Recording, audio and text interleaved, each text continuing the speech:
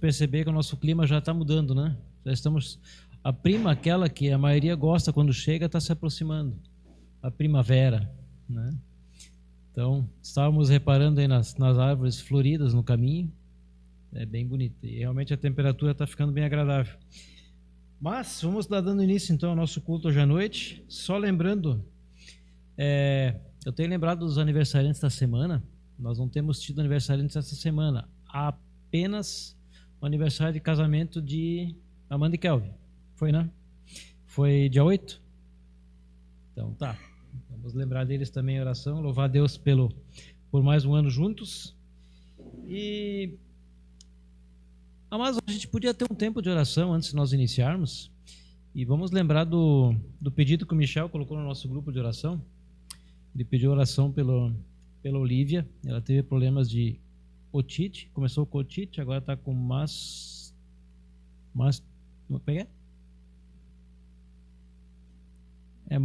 enfim, é um degrau superior ao otite, tá? Mas ela precisou ser internada e eles tinham a expectativa de que ela ficasse apenas 5 dias, vai ter que ficar uma semana internada e vai ter que fazer uma cirurgia. Então vamos orar por eles, lembrar tanto dela como do Michel, da Fê, nesses dias agora que eles têm pela frente, que corra tudo bem, né?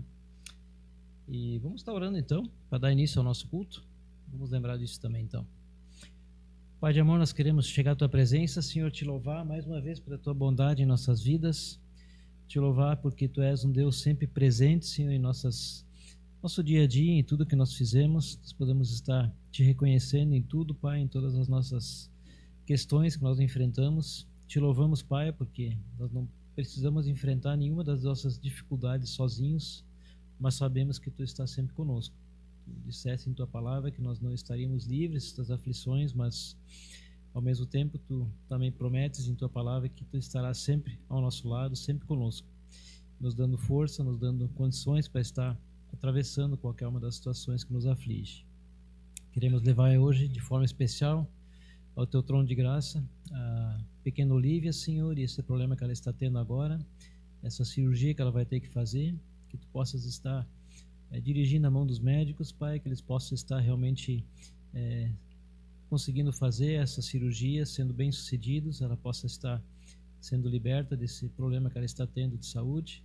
Também esteja confortando e animando o coração da Fernanda, do Michel, que eles possam estar lidando bem com isso e também descansando no Senhor, Pai, sabendo que Tu estás no controle de todas as coisas, como nós temos visto já nas várias mensagens que temos ouvido sobre Tua providência divina. Tu estás sempre no controle, Pai. Tu estás sempre antes das situações que nós enfrentamos. E essa é apenas mais uma delas, que Tu permitiste e que Tu tens um propósito também com isso. Te louvamos, Pai, pela Tua bondade na vida dos nossos irmãos. Abençoa o nosso tempo de culto aqui hoje à noite. Agradecemos também pelo aniversário de casamento do Kelvin, da Amanda. Obrigado, Pai, pela Tua bênção na vida deles, pela sua família. Possas estar abençoando eles nesse novo ano que se inicia. Colocamos essa reunião em Tuas mãos. Abençoa aqueles irmãos que não podem estar conosco, ou talvez estejam a caminho. Abençoa cada um, que possamos realmente ter um bom tempo na Tua presença hoje. Pedimos agradecidos em nome de Jesus. Amém. Quanto a minha equipe vem à frente, só lembrando de poucos avisos, nosso culto de oração na quinta-feira, o nosso devocional no livro de Daniel. Então, quem puder estar chegando às 20 horas na quinta-feira. O nosso retiro é daqui a 19 dias. Ontem o pastor Roberto comentou na nossa reunião de casais que, na verdade, foi bem saborosa, interessante, edificante, todos os adjetivos, divertida, né? Tivemos também tempo de dinâmica, foi um tempo agradável lá com os casais, jovens e adultos, casais, né? Mais idade, menos idade, mas as igrejas, né? A IBA, Palavra Viva, nós, também o Hélio e a Isabel estiveram lá. Foi um bom tempo juntos, também ouvindo a palavra e meditando no que Deus tinha para cada um de nós e continua tendo a cada dia. E o pastor lembrou de novo então do nosso retiro. Ele começa no dia 3, isso são 19 dias contando de hoje. Então os irmãos podem estar já orando por esse nosso tempo, orando pelas mensagens, orando pelo nosso tempo e orando pelo clima, Eu lembro que o retiro, a princípio, sairia no final de agosto, né? Se vocês lembrarem, nós conseguimos mudar a data. E quando chegou aquele final de semana do final de agosto, nós estávamos em dúvida por causa do tempo. Eu lembro que era um domingo de sol, assim, um fim de semana bem bonito. Esperamos que em outubro seja igual, né? 5 de outubro, 3, 4 e 5. Vamos orar então por esse nosso tempo juntos de retiro. Amados, vamos estar nos colocando em pé. Então vamos estar iniciando o nosso tempo de louvor. E eu gostaria de estar iniciando o nosso tempo de louvor com um cântico que talvez nós não cantamos já há algum tempo. O nome dele é Muitos Virão Te Louvar. Eu gosto de pensar sempre que quando nós nos reunimos aqui, nos domingos à noite, claro, pensando nas igrejas que estão no nosso fuso horário, né? Tanto aqui como em outros lugares, mas que estão nesse horário, estão também se reunindo, né? Estão também se reunindo para louvar a Deus, exaltar o seu nome, estudar a sua palavra. E que bom, que bênção que a gente pode estar fazendo isso, né? E como diz o último verso desse cântico, a nós só nos cabe tudo dedicar oferta suave ao Senhor. E vamos começar fazendo isso, cantando esse cântico juntos, como igreja.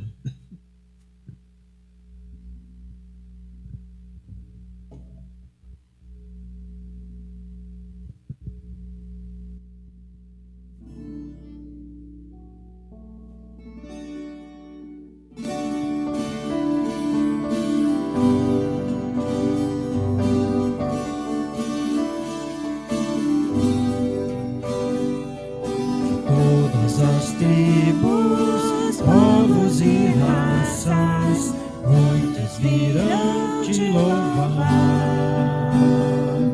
De tantas culturas, línguas e nações, tempo e no espaço, virão te adorar. Bendito seja sempre o Cordeiro,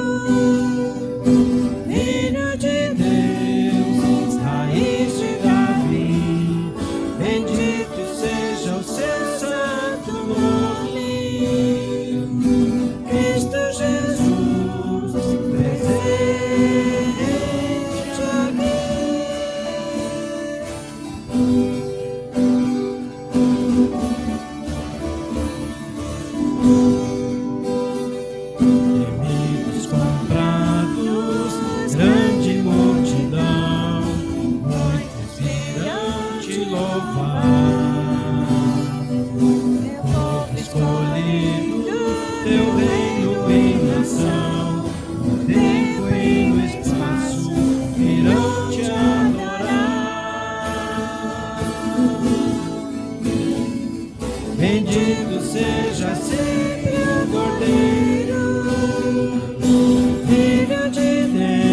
Deus, raiz de Davi. Bendito seja o seu santo nome, Cristo Jesus, presente aqui.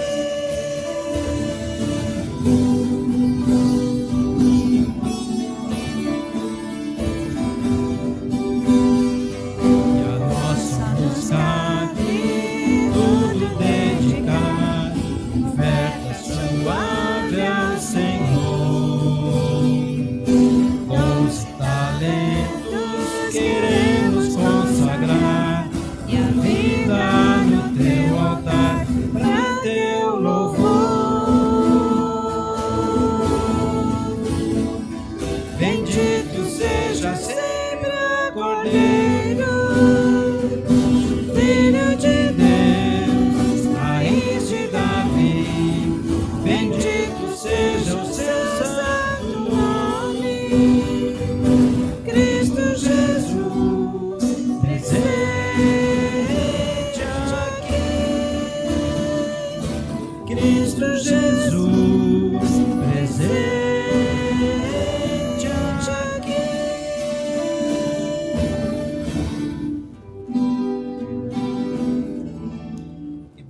Podemos ter a certeza de que Cristo está presente entre nós, né? Como diz a sua palavra, onde 2 ou 3 se reunirem em meu nome, lá estarei no meio deles, né?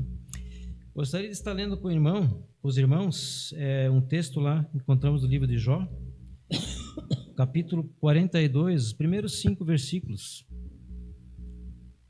Bem no final do livro, depois de todas aquelas situações, todos aqueles depoimentos dos amigos de Jó, né? E das próprias manifestações dele. E Deus, antes disso, então, lembra ele, né? Da sua majestade, lembra ele da sua grandiosidade. E com as perguntas que ele faz a Jó, Jó mesmo percebe que, na verdade, ele estava agindo de forma a não ser correspondente realmente ao que Deus tinha para ele, né? Então diz assim no versículo 1 até o 5: Então Jó respondeu ao Senhor e disse: Bem sei que tudo podes, e nenhum dos teus planos pode ser frustrado. Tu perguntaste: quem é este que sem conhecimento encobre os meus planos? Na verdade, falei do que eu não entendia, coisas que são maravilhosas demais para mim, coisas que eu não conhecia. Disseste: escute, porque eu vou falar. Farei perguntas e você me responderá. Jó não tinha resposta para nenhuma delas, né? E no versículo 5: Eu te conhecia só de ouvir, mas agora os meus olhos te veem. Então Jó foi trazido de volta à realidade, né, da vida dele e da posição dele diante de um Deus tão poderoso. E o próximo cântico fala justamente, ele é baseado justamente nesse salmo, bem supremo. Antes eu te conhecia de ouvir falar, mas agora de contigo andar. Jó era fiel antes disso, né, e passou por todas aquelas provações. E mesmo assim Deus permitiu que ele passasse por tudo aquilo, né? Isso serviu apenas para fortalecer mais ainda a fé dele, né?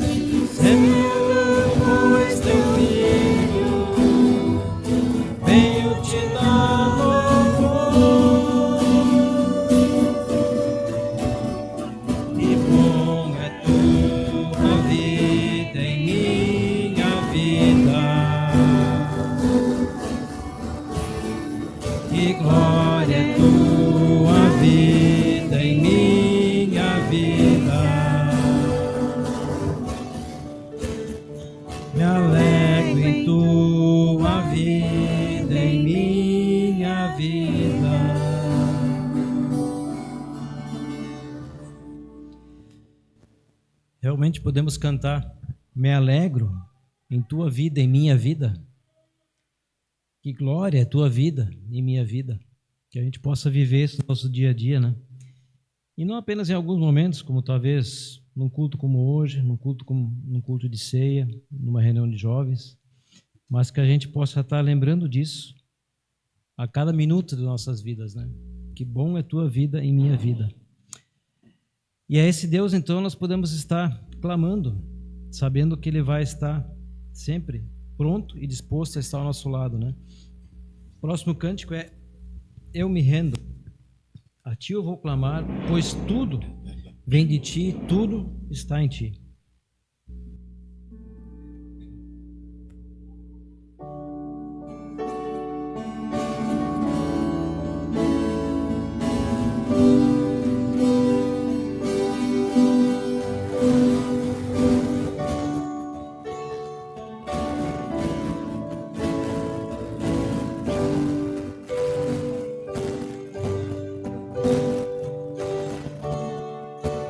Eu vou clamar, pois tudo vem de ti e tudo está em ti. Por ti vou caminhar, tu és a direção, o sol a me guiar. Tudo pode passar, teu amor jamais me deixará. Sempre há de existir nova manhã preparado pra mim, preparado pra mim. A ti eu vou clamar, pois tudo vem de ti e tudo está em ti. Por ti vou caminhar, tu és a direção, o sol a me guiar. Tudo pode passar, teu amor jamais me deixará. Sempre há de existir nova manhã preparado pra mim, preparado pra mim, preparado pra mim. Eu me rendo aos teus pés, és tudo que eu preciso pra viver. Eu me lanço aos teus braços, onde encontro meu refúgio. Eu me rendo aos teus pés, és tudo que eu preciso pra viver. Eu me lanço aos teus braços, onde encontro meu refúgio, Jesus. Eis-me aqui, Jesus. Eis-me aqui, Jesus.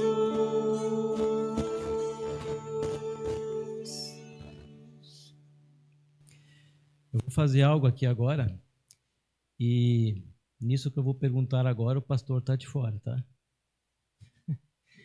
Ontem, na reunião de casais, nós ouvimos sobre 3 princípios muito importantes em um casamento. Qual foi o primeiro? O pastor vai querer saber, se prestar atenção no culto ontem, né? Qual foi o primeiro? Auxílio? Auxílio mútuo. E a outra palavrinha? A ser? Resgatado? Quase. Na trave. Segundo princípio. Amizade. Verdadeiro. Que precisa ser resguardada. Na trave de novo. E o terceiro princípio.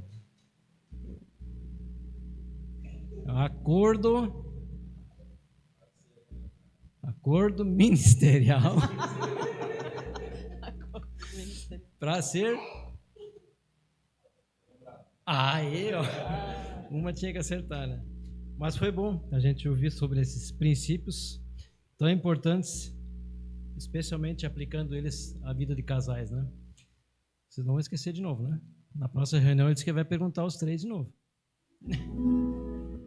Próximo cântico, me convém diminuir. Que possamos realmente encher o nosso coração do nosso Deus, exaltá-lo, louvá-lo, dar o devido valor a Ele, pelo que Ele é, pelo que Ele significa nas nossas vidas, e que nós possamos estar realmente diminuindo para que Ele cresça, né? Assim como João Batista falou, que possamos estar diminuindo, a fim de que o Senhor se manifeste, que Ele seja aquele que está à frente, que seja acima de nós, né?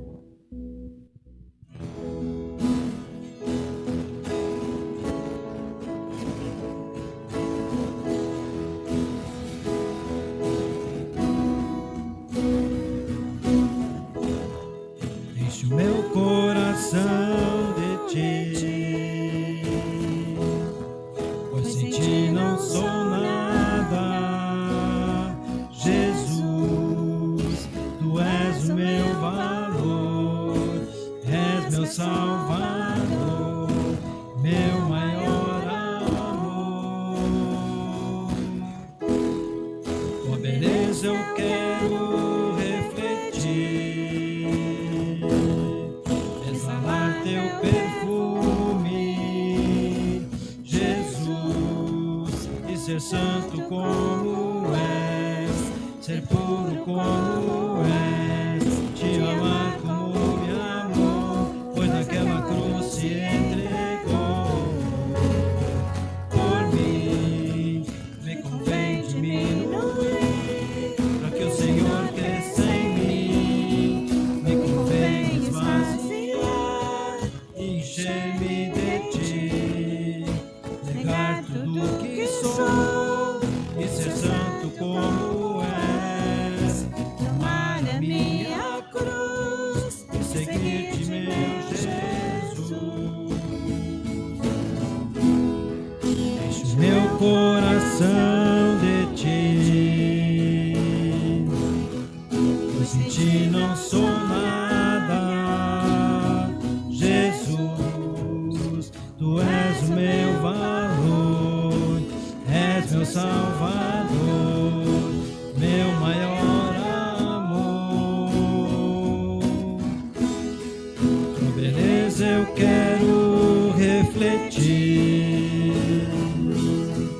exalar teu perfume, Jesus, e ser santo como és, ser puro como és, te amar como me amou, pois naquela cruz se entregou por mim. Me convém diminuir, para que o Senhor cresça em mim. Me convém esvaziar e encher-me de ti, negar tudo que sou e ser santo como és, tomar a minha cruz e seguir-te, meu Jesus. Me convém diminuir, para que o Senhor cresça em mim. Me convém esvaziar e encher-me de ti, negar tudo que sou e ser santo como és, tomar a minha cruz e seguir-te, meu Jesus.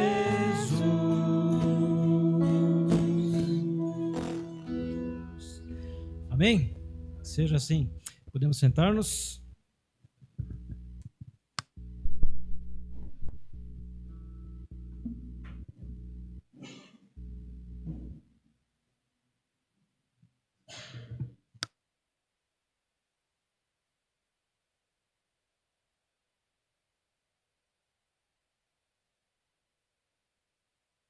Vou chamar então o pastor à frente. As crianças também, seus professores. Hoje temos crianças, que bom, né?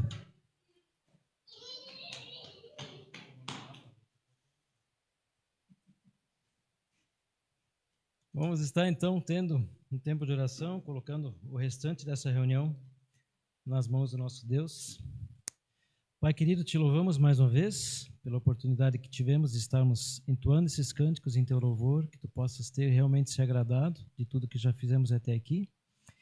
E agora queremos colocar em tuas mãos o restante dessa reunião, Pai, tanto a pregação que o nosso pastor Roberto vai estar trazendo, que tu possas estar abençoando, Senhor, que ele possa estar trazendo o que ele tem preparado, que o teu Espírito Santo possa estar falando realmente aos nossos corações e possamos sair daqui edificados pela tua palavra. Também as crianças, Pai, que elas possam estar recebendo das suas professoras, o ensino da tua palavra, que tu possas estar desde já trabalhando em seus corações para que elas venham a te reconhecer como seu Salvador e Senhor. Pedimos isso agradecidos em nome de Jesus. Amém.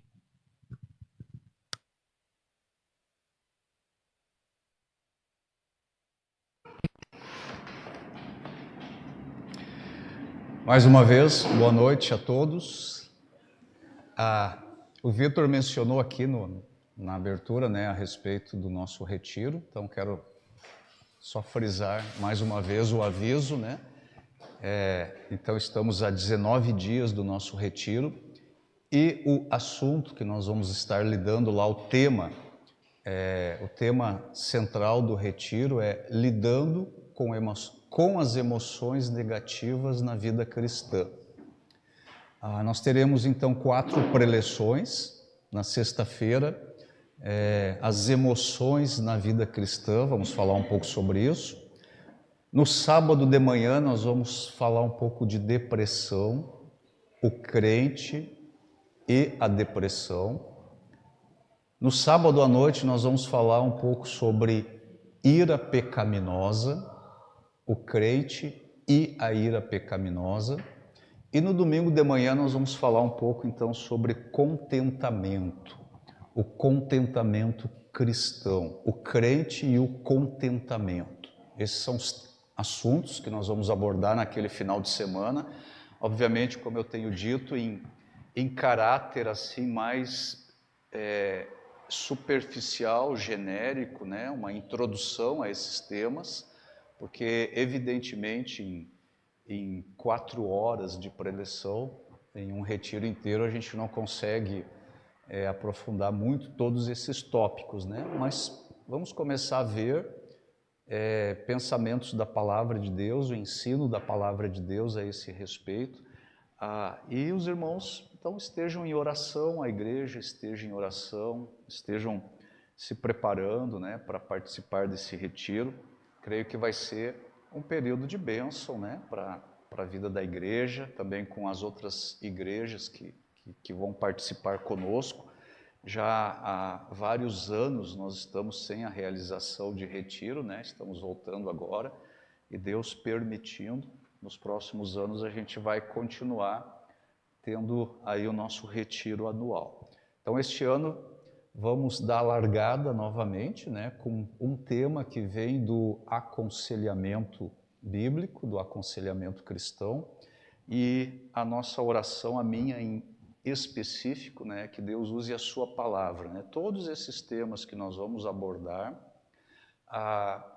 o que nos interessa é entender o que a Bíblia diz a respeito desses temas, né? E então com esse propósito que nós vamos nos encontrar em retiro daqui a 19 dias, ok?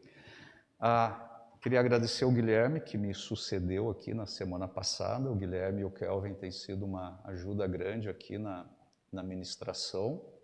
Agradeço.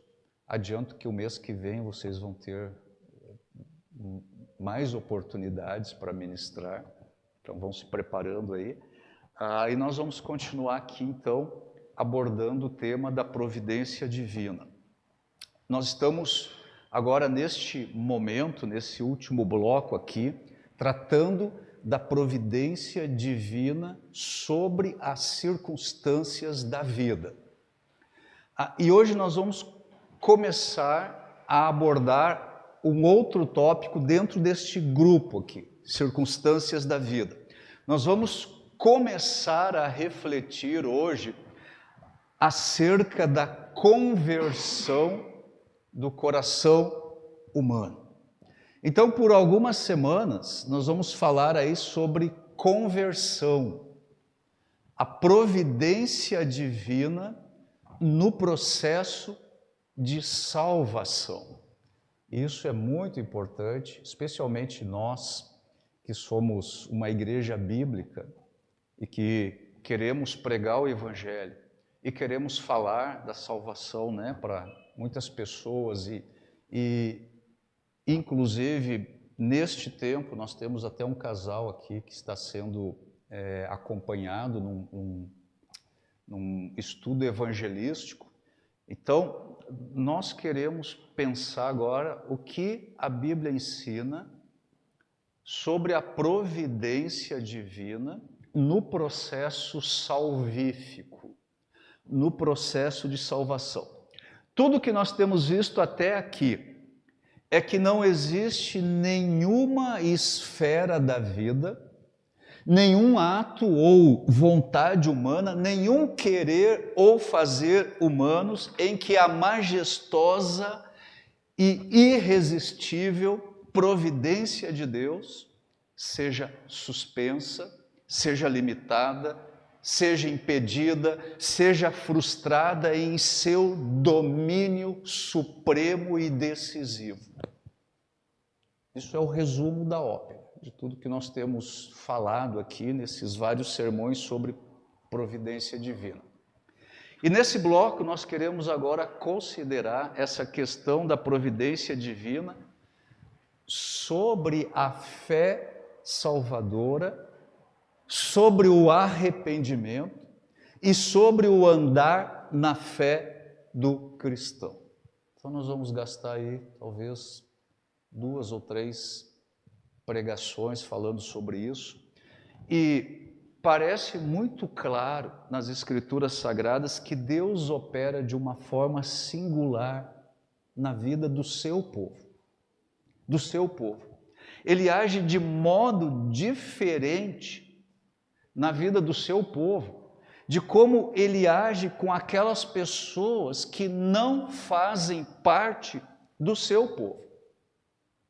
O agir de Deus é diferente, como ele age com o seu povo e como ele age com aqueles que não fazem parte do seu povo. E isso aí significa, basicamente, que no caso de todo o cristão verdadeiro, a providência divina, ela é um fato inexorável ou é um fato sem impugnação ou é um fato que não tem contraditório na salvação de cada alma.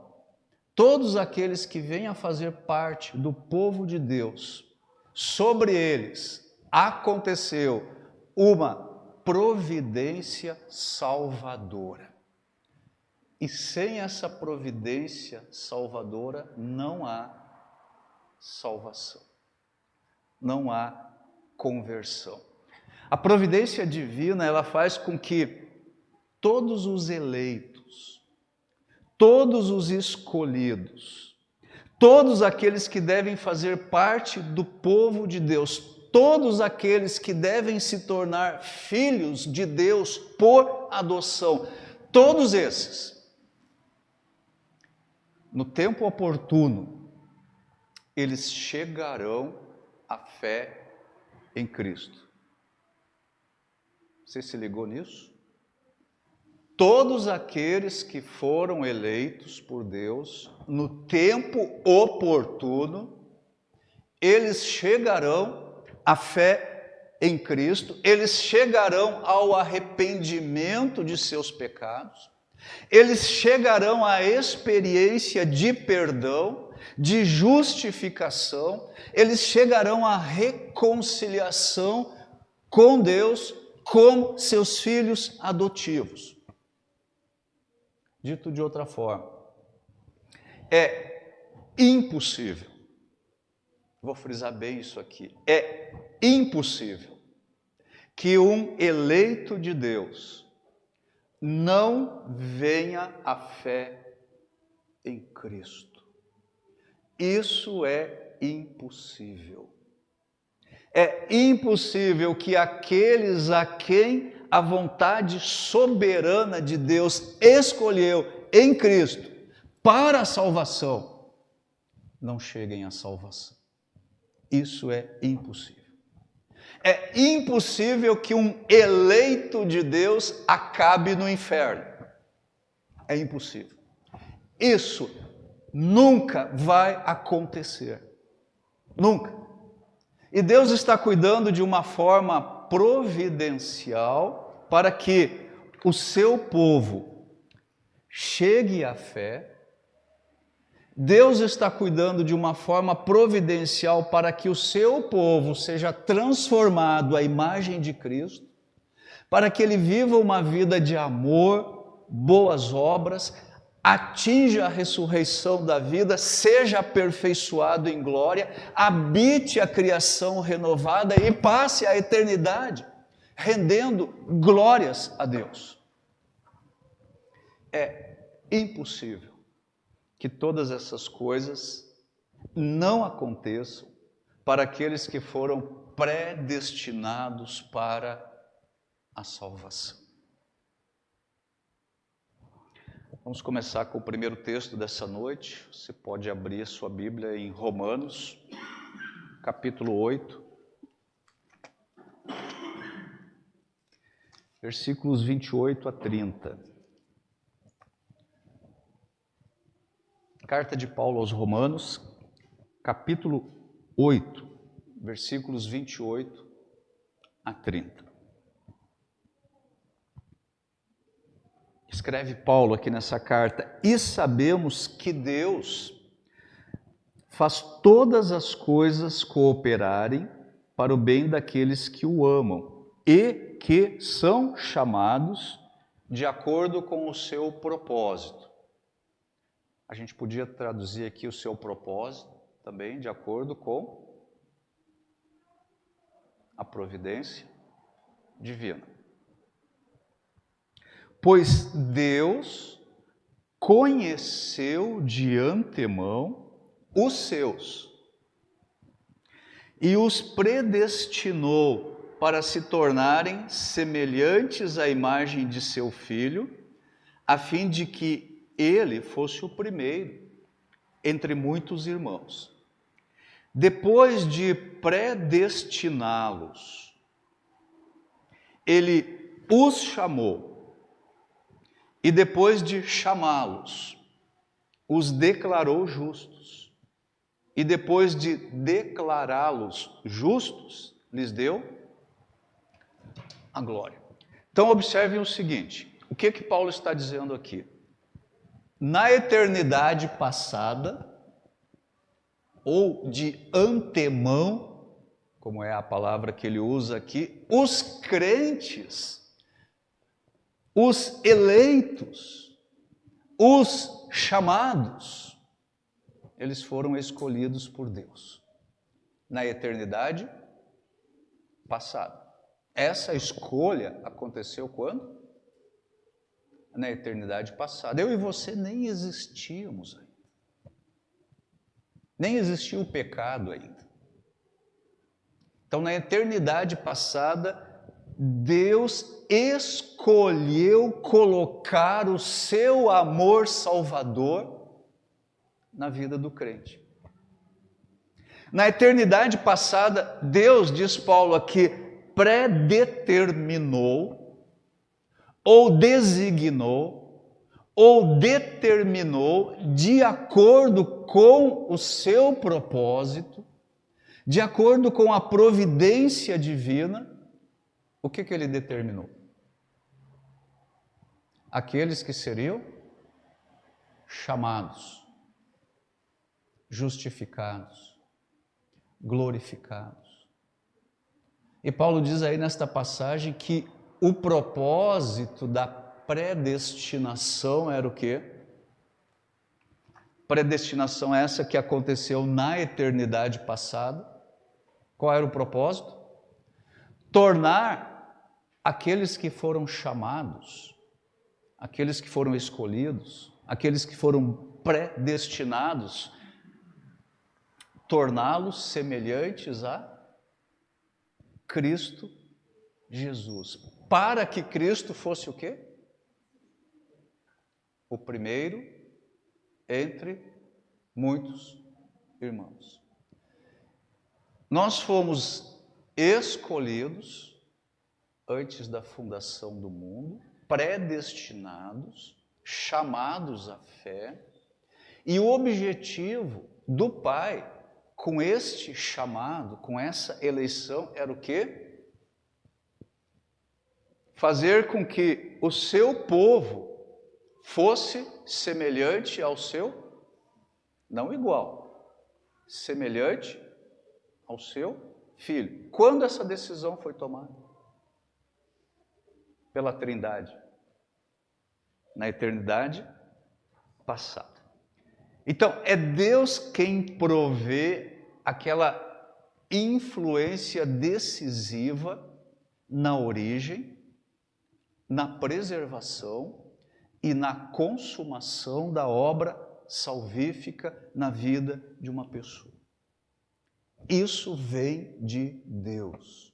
E esse decreto eletivo, ele já aconteceu na eternidade passada. No momento da conversão de uma alma e depois da conversão dessa alma, é a providência divina que é decisiva para a existência cristã. Agora, obviamente que por certo, e as Escrituras afirmam isso também, nós não somos passivos neste processo de salvação. É aquela discussão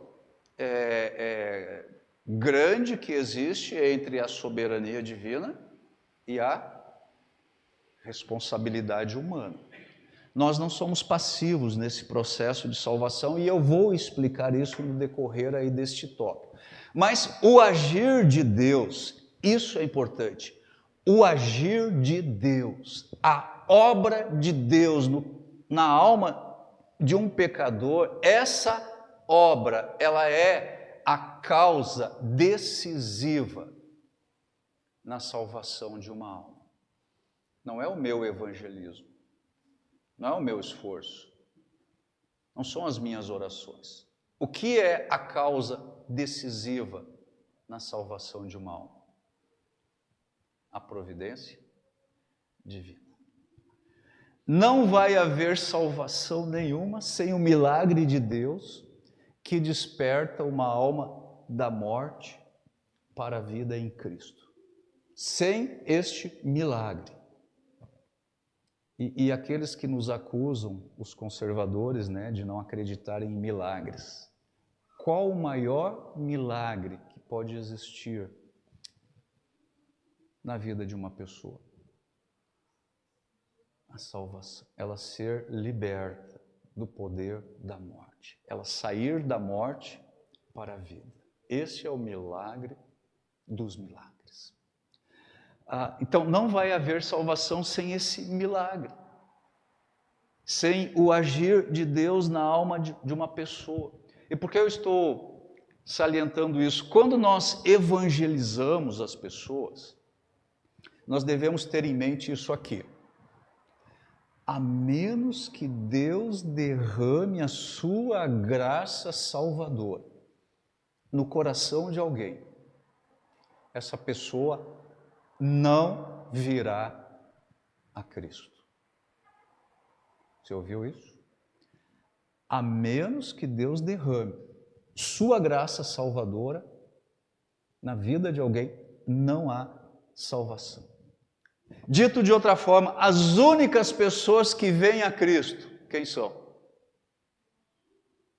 São aquelas que foram escolhidas por Deus, quando? Quando elas creem? Não. Foram escolhidas por Deus antes da fundação do mundo. Essas pessoas virão a Cristo. E somente estas. Às vezes nós estamos falando do Evangelho para alguém. Espero que todos nós estejamos fazendo isso de alguma forma. E às vezes nós estamos fazendo isso por horas, por dias a fio, por semanas, talvez meses. E nós estamos orando por essa pessoa. E a igreja está orando, mas aquela pessoa não se converte. E aí nós tendemos, algumas vezes, a ficar frustrados. Nós não devemos ficar frustrados, porque a conversão de uma alma não é obra nossa, é obra do Espírito Santo de Deus. Eu não posso converter ninguém. Eu não posso realizar o milagre do novo nascimento na vida de uma pessoa. Eu não posso operar regeneração espiritual na vida de um pecador. Isso é obra do Espírito Santo de Deus. Vocês estão lembrados lá no cenáculo, quando Jesus Cristo deixou aí as suas últimas instruções aos seus discípulos? A gente viu algumas delas, 2 cultos de ceia atrás. O que ele disse sobre o Espírito Santo? Vem lá para João capítulo 16.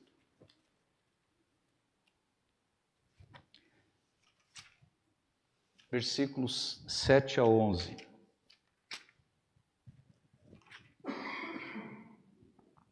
Jesus, aqui no cenáculo, e agora ele está falando com seus discípulos, são os últimos ensinos ou instruções de Jesus antes da sua morte na cruz. E ele diz aí: mas na verdade é melhor para vocês que eu vá. Pois se eu não for, o encorajador não virá. Quem é o encorajador? O Paráclito, o Espírito Santo, né? Se eu for, eu o enviarei a vocês. Versículo 8. Quando ele vier, ele quem? O Paráclito, o Espírito Santo. Quando ele vier, convencerá o mundo do pecado, da justiça e do juízo. Do pecado, porque o mundo se recusou a crer em mim. Da justiça, porque eu voltarei para o Pai e não me verão mais. Do juízo, porque o governante deste mundo já foi condenado. Quem vai convencer uma pessoa do pecado? É a sua capacidade de argumentar, de expor os fatos do Evangelho? Quem convence? Quem convence o mundo do pecado? É o Espírito Santo. O Senhor já avisou isso. Então, não queira tomar para você o papel do Espírito Santo. Nós não convencemos ninguém. Nós apresentamos o Evangelho. E o Espírito Santo usa o Evangelho para trazer convencimento. E quando o Espírito Santo convence, o que acontece? A pessoa se arrepende. Ela crê. As escamas caem dos seus olhos. E ela então entende o Evangelho. Agora, se uma pessoa não se converte, depois de ela ouvir o Evangelho, essa pessoa aí, ela está correndo um risco enorme. É muito perigoso, porque ela está rejeitando o Evangelho que está sendo apresentado, e se ela partir deste mundo, nessas condições, nesse estado, quando ela acordar, ela vai tomar um baita susto. Porque onde ela vai acordar? no inferno. Vai acordar no inferno. Então, às vezes, nós achamos assim que nós não fomos bem-sucedidos na evangelização, mas o sucesso deste processo, o sucesso que nós esperamos, o sucesso que nós desejamos, ou seja, a conversão do pecador, somente vai acontecer se esse pecador for um eleito de Deus. É Deus quem inclui um pecador dentro do seu povo, não somos nós. Sendo assim, então, nós precisamos considerar aqui o que acontece no processo de conversão. Nós precisamos entender isso. Quando nós evangelizamos, nós precisamos entender isso. Isso é muito importante no nosso evangelizar. O que acontece no processo de conversão? E aqui eu quero fazer algumas perguntas, e vocês não precisam me responder a essas perguntas, mas vocês precisam fazer a si mesmos estas perguntas. E as perguntas são as seguintes: você é um cristão? Pergunta número 1. E aqui cristão, quero dizer alguém que tem um relacionamento com Cristo, verdadeiro, real, um relacionamento real. Você é um cristão? Você tem a fé salvadora em Jesus? Se você crê em Cristo, como é que você veio a ter esta fé salvadora nele? Como é que você deixou de ser uma pessoa que estava longe de Deus para ser uma pessoa que agora anda com Deus? Como aconteceu isso? Você saberia me responder essas perguntas aí de forma bíblica e verdadeira? De acordo com a verdade da palavra de Deus? Normalmente, quando nós respondemos a essas perguntas, a nossa tendência é lembrar das circunstâncias ou dos eventos relacionados àquele momento salvífico, e então nós pensamos que a nossa conversão tem a ver com fatos circunstanciais, tais como algum tipo de crise, de sofrimento, de livramento, de manifestações místicas, de encontros e desencontros, de uma grande provação, etc, etc, etc. Mas nós não devemos confundir circunstâncias humanas, circunstâncias daquele momento em que nós viemos à fé em Cristo, circunstâncias que Deus pode usar para nos levar à fé em Cristo. Nós não devemos confundir essas circunstâncias com o processo em que Deus nos faz passar da morte para a vida. Ou seja, o milagre de nos dar uma nova vida em Cristo. O milagre da conversão. Existem muitos irmãos nossos que têm histórias de conversões dramáticas. Por exemplo, foram libertos das drogas, das escravidões sexuais, de perdas dramáticas, acidentes trágicos, doenças terminais, tragédias financeiras e muitos outros dramas existenciais, e em meio a essas circunstâncias o Evangelho foi pregado, e em meio a essas circunstâncias a pessoa foi levada à fé em Cristo. Agora, ocorre que os diversos contextos de nossa conversão não são a conversão em si. E o mais assustador é que todas essas coisas circunstanciais, elas podem acontecer na vida das pessoas sem que elas passem verdadeiramente por um processo de conversão, mas apenas passem por um processo religioso de se aproximar de Deus. Nós temos que ter certeza, irmãos, se nós somos convertidos ou se nós somos religiosos. Se nós somos convertidos ou se nós somos convencidos. Porque essas coisas, elas são muito diferentes. Conversão e religião não é a mesma coisa. Mais uma vez, então, como uma pessoa deixa de ser um incrédulo e passa a ser alguém que tem relacionamento com Cristo? Como isso acontece? Então, para começar a responder todas essas perguntas, nós precisamos ter uma visão e precisamos ter uma compreensão temerosa de quão sem esperança e quão terrível era a nossa condição antes de Deus agir na nossa vida. Qual é o pano de fundo para a providência salvadora de Deus quando Ele age na salvação de uma alma humana? Qual é o pano de fundo? Qual era a nossa condição antes da nossa salvação?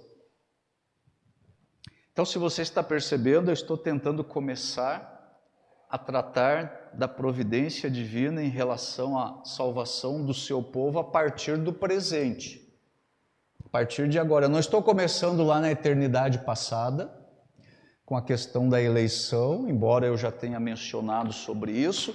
Também eu não estou olhando lá para a eternidade futura, com o desfecho final aí da glorificação do crente. Eu estou começando no ponto em que a consciente experiência humana de salvação tem início. Ou seja, o ponto no qual a fé salvadora chega à existência. Ok, então vamos ver qual era o nosso passado sem Cristo. Porque isso é muito importante. Eu quero destacar 4 características do nosso passado sem Cristo. Primeiramente, sem Cristo, a nossa condição pré-conversão, o nosso estado antes da conversão, sem Cristo, nós éramos escravos do pecado. Vamos voltar para Romanos 6. Romanos 6, versículo 17.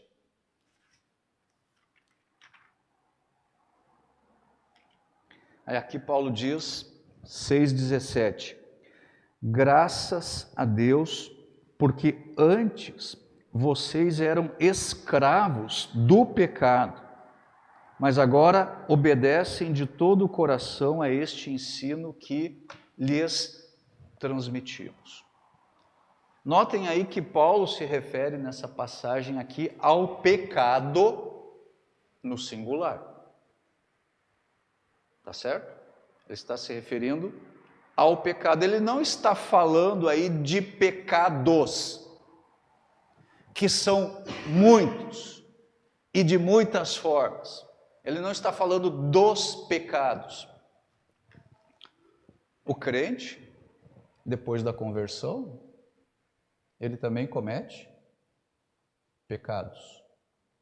Então Paulo não está falando disso, de pecados. Ele está falando do pecado, no singular. Ele está falando de um poder. Ele está falando de um domínio. Ele está falando de uma inclinação natural que leva o homem a cometer pecados de todos os tipos. Antes da conversão, nós éramos o quê? Aí nessa passagem? Escravos ou dominados pelo poder do pecado. Essa era a condição do homem sem Cristo, é a condição do homem natural. Na conversão, o que Deus faz? Deus anula o poder do pecado o poder do pecado, e o crente ele é liberto do domínio do pecado. Nesse mesmo capítulo aí, Romanos 6, no versículo 14, ele diz o seguinte: o pecado não é mais seu Senhor, pois vocês já não vivem sob a lei, mas sob a graça de Deus. O pecado, como um poder, como um domínio, o pecado não tem mais domínio sobre o crente. A conversão a Deus anula o domínio do pecado. O pecado não é mais o senhor do crente. Mas em relação ao incrédulo, sabe o que o apóstolo João diz? Lá na sua primeira carta, 1 João capítulo 3, versículos 8 e 9. 1 João 3, 8 e 9.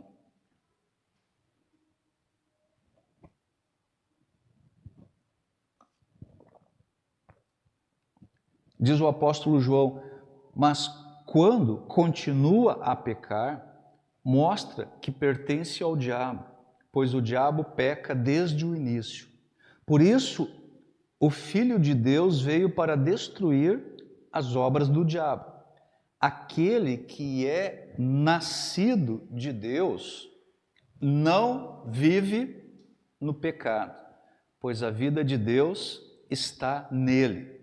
Logo, não pode continuar a pecar, porque é nascido de Deus. Aquele que é nascido de Deus, ele não vive na prática, ou seja, ele não está sob o domínio do pecado.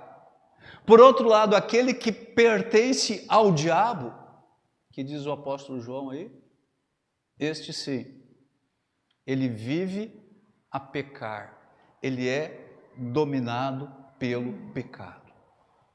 Então, antes da conversão, qual é a situação do homem sem Cristo? Ele é escravo do pecado. Quem é o seu Senhor? O homem sem Cristo? O pecado. Em segundo lugar, antes da conversão, nós estávamos mortos espiritualmente. Agora vamos lá para a passagem de Efésios. Efésios, capítulo 2, versículos 1 a 3.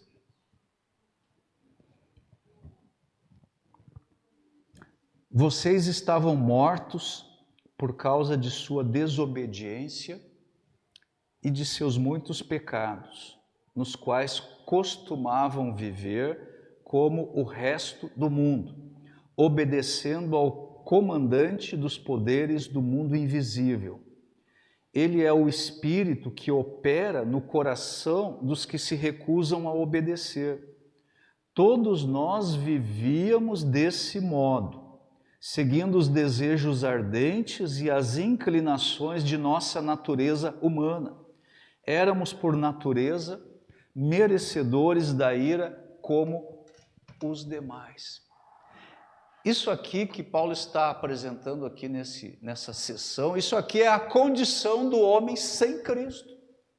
Isso aqui é o estado pré-conversão. Então, quando Deus olha para este homem inconverso, para o homem natural, para o homem sem Cristo, quando Deus olha para esse homem, o que ele vê? Ele vê morte. É isso que ele vê, morte. Ele vê, entre aspas, ele vê um vivo morto. É isso que ele vê. Esse homem sem Cristo, ele é alguém conduzido pelo diabo, ele é desobediente, ele é dominado pelo pecado. Agora, essas descrições que Paulo faz aqui do estado pré-conversão, elas são devastadoras. O termo morto aqui nesse contexto, nós estávamos mortos significa alguém insensível, alguém indiferente, alguém apático em relação a Deus, alienado de Deus. Ele não percebe a realidade espiritual, ele vive alheio à vontade de Deus, ele não conhece a Deus, ele não percebe a Cristo, ele não entende o significado da morte de Cristo na cruz. Ele é merecedor da ira de Deus, o cálice da ira de Deus, do qual eu falei no nosso devocional de ceia. O homem, antes da conversão, ele está entregue à condenação. Em essência, ele é inimigo de Deus. E por causa da sua desobediência, o seu destino é a ira de Deus. Então, essa é a segunda característica do estado pré-conversão, do homem natural. Espiritualmente, ele está morto. Morto. Terceiro lugar, antes da conversão, o homem ama as trevas. Ama as trevas. Evangelho de João, capítulo 3, versículos 19 a 21. 19 a 21. E a condenação se baseia nisto. A luz de Deus veio ao mundo, mas as pessoas amaram mais a escuridão que a luz, porque seus atos eram maus. Quem pratica o mal odeia a luz e não se aproxima dela, pois teme que seus pecados sejam expostos. Mas quem pratica a verdade se aproxima da luz, para que outros vejam que ele faz a vontade de Deus. Agora, aqui no pensamento joanino, aqui no argumento de João, amar as trevas não é que simplesmente nós praticávamos o pecado. Não é só isso. O homem sem Cristo, ele ama o pecado. Não é apenas que ele pratica o pecado, ele ama o pecado, isso está na sua natureza. Isso está no seu DNA. Ele tem prazer no pecado, ele aborrece a luz. Aqui no Evangelho de João, amar as trevas é um indicativo da incredulidade do coração humano. E assim, por causa dessa incredulidade do coração humano, a maldade dos seres humanos se reflete em sua fuga da luz. Eles não querem estar na luz. Isso é um reflexo da incredulidade, da sua situação espiritual de morte. O desejo pela verdade é colocado no coração do homem, pelo Espírito Santo, quando acontece a conversão. As suas ações ímpias são apagadas para sempre, as ações justas que são realizadas em Cristo começam a se manifestar na vida do crente, tornando-o então uma pessoa espiritualmente iluminada, espiritualmente viva. Então essa é a terceira característica do estado pré-conversão. O homem natural ama as trevas. Não é só que ele pratica o pecado, ele ama o pecado. Em quarto lugar, antes da nossa conversão, nós não podíamos agradar a Deus. Lá na carta aos Hebreus, no capítulo 11, Hebreus 11, 6.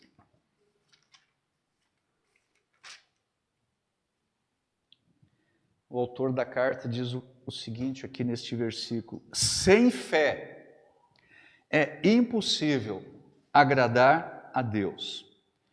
Quem deseja se aproximar de Deus deve crer que Ele existe e que recompensa aqueles que o buscam. Agora, antes da conversão, nós não podíamos agradar a Deus. E a razão é simples. Qual é a razão? De acordo com o texto aqui. Nós não tínhamos fé. Não tínhamos fé. E sem fé é o quê? Impossível agradar a Deus. Nós não tínhamos fé. Nós não podíamos agradar a Deus. Agora, tem muitas pessoas que têm fé na sua própria fé. Tem fé na sua própria fé. Eles se orgulham da sua fé. Agora, fé na fé não é a mesma coisa que fé em Deus. E fé em Deus só pode ser concedida pelo próprio Deus. Efésios capítulo 2, versículo 8. Efésios 2, 8.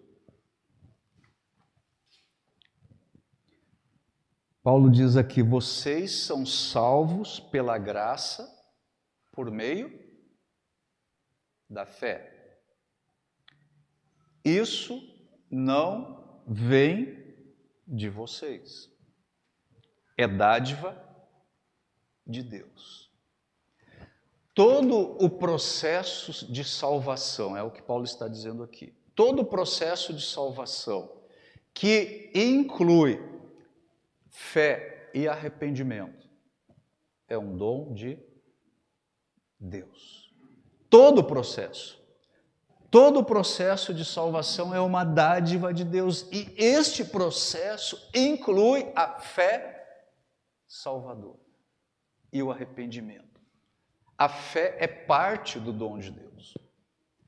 A fé é parte da dádiva salvífica. A pessoa precisa crer, ela precisa se arrepender dos seus pecados. É isso que nós pregamos no Evangelho. É isso que nós pregamos para os descrentes. Elas precisam crer e se arrepender. Mas a fé salvadora e o arrependimento de pecados vem de Deus. Vem de Deus.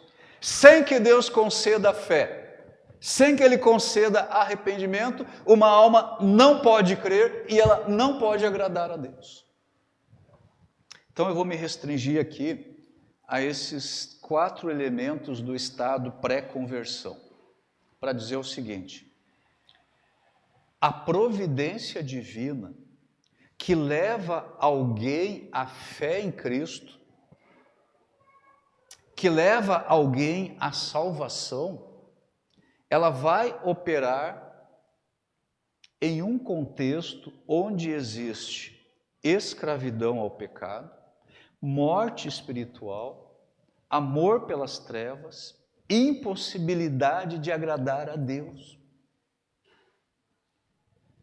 É este estado pré-conversão que precisa ser vencido pela providência divina.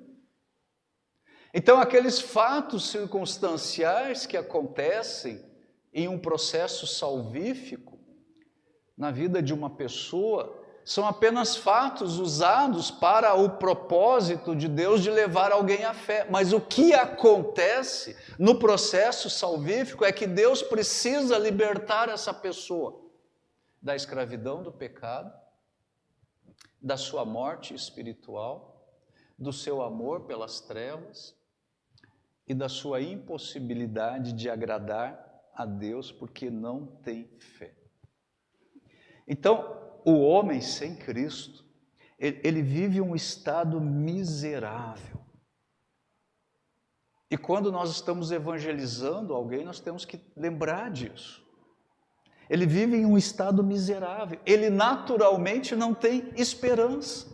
Ele é incapaz de se submeter a Deus.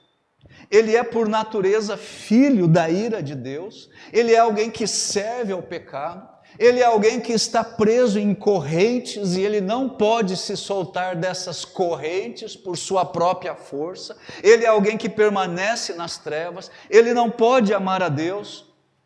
Então, para o homem ser salvo, o Espírito de Deus, ele tem que operar nesse estado de escravidão, nesse estado de escuridão, nesse estado de incapacitação e nesse estado de perdição, em que se encontram todos os homens não convertidos.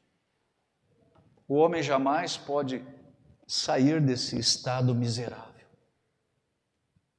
sozinho, por sua iniciativa, por suas obras, por suas forças. Não existe nada que ele possa fazer para se salvar. É absolutamente impossível o homem vir a Cristo se Deus não o trouxer. João capítulo 6,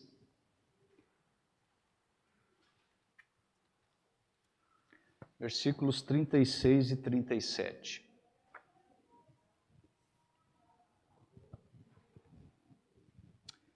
Mas vocês não creram em mim, embora me tenham visto. Ele está falando para aqueles judeus, né? Que o rejeitaram. Vocês não creram em mim, embora me tenham visto. Versículo 37. Contudo, aqueles que o Pai me dá, virão a mim. E eu jamais os rejeitarei. Quem são aqueles que vão a Jesus? Aqui pelo texto.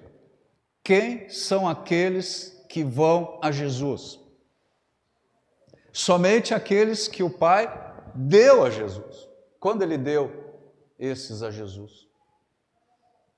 Na eternidade passada. Então esses versículos aqui de João 6, 36 e 37, eles enfatizam para a gente a vontade soberana de Deus na escolha daqueles que o procuram em busca de salvação. O Pai predestinou aqueles que seriam salvos. Ele fez isso na eternidade passada. O número de eleitos ou de chamados, o número total, que nós não sabemos, só Deus conhece esse número. O número de eleitos ou de chamados foi definido por quem? Quem definiu a quantidade de eleitos? Deus. Eu e você não podemos aumentar esse número. Nós não sabemos quem são os eleitos de Deus, por isso temos que trabalhar, evangelizar, pregar as boas novas, mas nós não podemos aumentar o número de eleitos.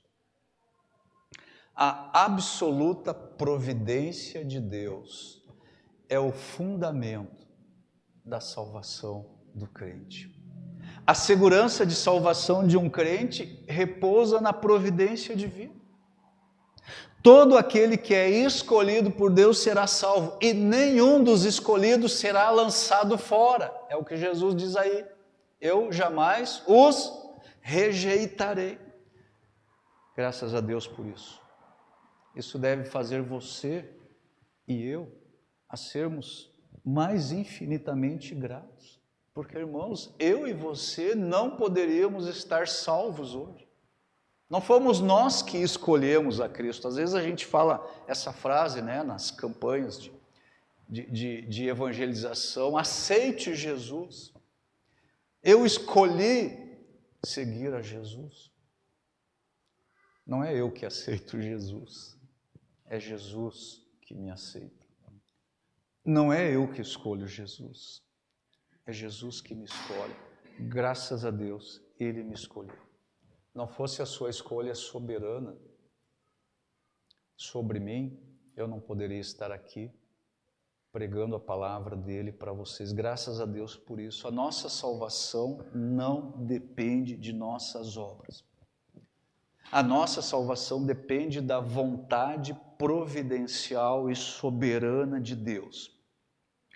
Então, agora eu vou voltar para a última pergunta. Como é que Deus traz pessoas à fé Pessoas essas que estão em um contexto de escravidão, de morte, de amar as trevas e de não poder agradar a Deus. Como lugar onde eu e você já estivemos. Isso era a nossa situação. Como é que Deus traz pessoas deste estado de perdição, desse estado de escravidão, desse estado de escuridão? Como é que Deus traz essas pessoas à fé? Como é que Ele faz isso? Você gostaria de saber a resposta? Eu espero vocês no próximo domingo. Vamos baixar nossas cabeças, vamos orar. Pai, eu te agradeço pela tua palavra, que é tão profunda, que é tão maravilhosa, que penetra no mais profundo do nosso coração, que sonda os nossos pensamentos. E agora, Senhor, quando abordamos a questão da tua soberania na salvação e da tua providência divina, nós só podemos cair de joelhos diante da tua presença e manifestarmos a nossa mais completa e total gratidão, porque estamos percebendo agora pela tua palavra do que nós fomos livrados, de como era horrível o nosso estado, de como era miserável a nossa condição, e nós simplesmente não podíamos fazer nada para sermos trazidos à vida eterna. Foi tudo o Senhor, obra do seu amor, seu poder, nos resgatando do poder das trevas, nos transportando para dentro do teu reino e da tua família. Ó Pai, ajuda-nos a refletir ainda mais sobre isso, sobre a nossa situação e o fato de que nós estamos hoje diante de Ti, perdoados pelos nossos pecados, justificados. Estamos sendo transformados dia a dia à imagem de Cristo e haveremos, no final de todo esse processo, sermos glorificados. E então seremos semelhantes ao nosso Senhor Jesus. Ajuda-nos, Senhor, a sempre pensar nisso e assim, Senhor, sermos gratos, reconhecendo o Teu imenso amor, misericórdia e compaixão. E aqueles, Senhor, dentre nós, amigos, queridos, familiares, que não conhecem a Tua salvação, a nós só nos compete orar e clamar que em Sua misericórdia o Senhor derrame a Sua graça salvadora. Ajude-nos, Senhor, a andar de acordo com aquilo que nós temos aprendido, que a verdade da Tua providência seja algo que nos estimule, que nos encoraje, que nos fortaleça e que nos faça, Senhor, viver nos Teus caminhos com perseverança, com disposição e com a expectativa da volta do nosso Senhor para nos buscar e assim estarmos para sempre com Ele. Eu peço todas essas coisas em nome de Jesus. Amém.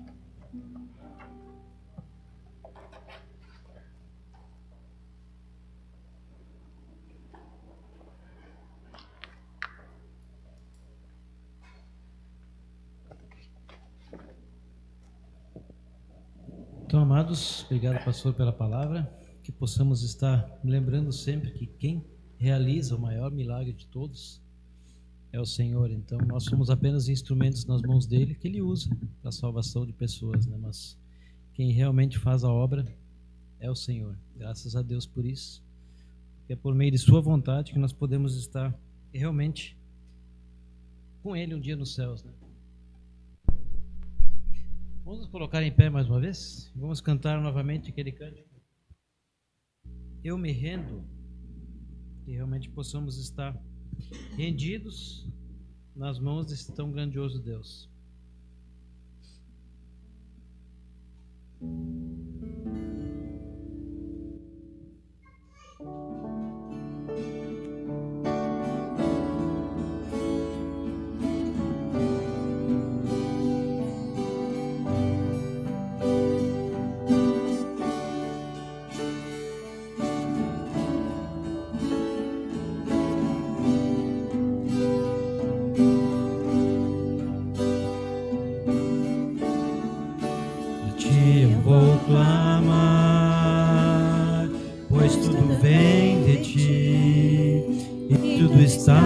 ti. Por ti vou caminhar, tu és a direção, o sol a me guiar. Tudo pode passar, teu amor jamais me deixará. Sempre há de existir novo amanhã preparado para mim, preparado para mim. A ti eu vou clamar, pois tudo vem de ti e tudo está em ti. Por ti vou caminhar, tu és a direção, o sol a me guiar. Tudo pode passar, teu amor jamais me deixará. Sempre há de existir novo amanhã preparado pra mim, preparado pra mim, preparado pra mim. Eu me rendo aos teus pés, és tudo que eu preciso pra viver. Eu me